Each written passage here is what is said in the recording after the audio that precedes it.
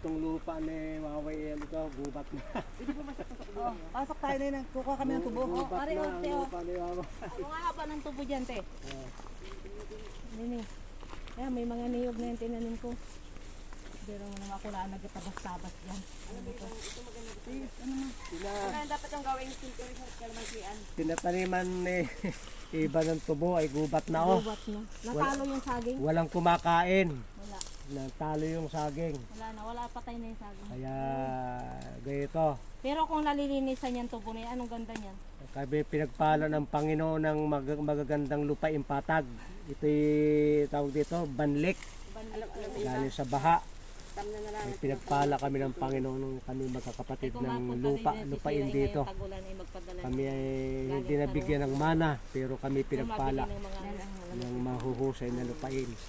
At na ang mga pagkain amin dala hindi kayang kainin. Ang pagkain ng mga manok dito ay lehitimong palay, mais, saging, naturdan, saging na saba, pakwan. Napakarami ng kabuhayan dito. Ang kulang dito ay kakain. Sobrang dami ng pagkain dito sa aming lupain. Yung mga kapatid ko, sobrang sisipag, no? Napakasisipag. Walang kasisipag lang kung nakita.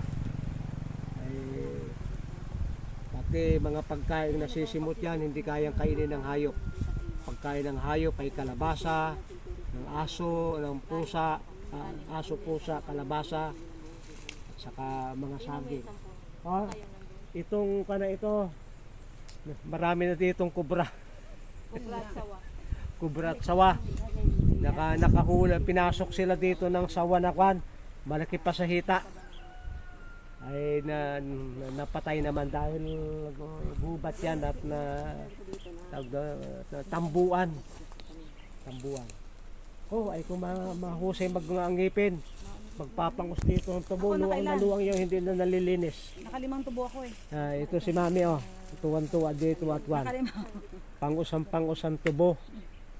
Ako na may hindi na makapangos at ako'y pustiso na. Maraming salamat sa inyong pagsubaybay sa Natural Wellness. Ipasok dito.